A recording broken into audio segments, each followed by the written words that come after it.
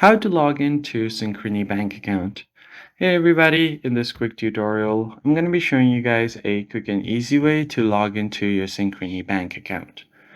So there are quite a few ways you can do it using your mobile app or the website. So the first thing you can do is open up your web browser and go to synchrony.com.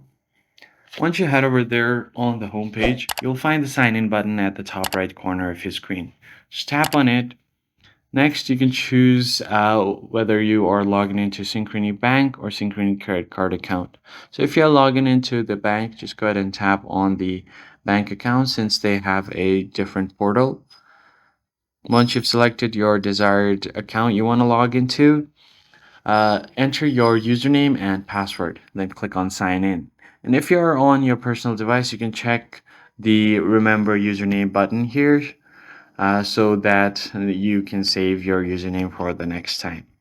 Now just tap on the sign in button and you should be able to log into your account if your credentials are correct.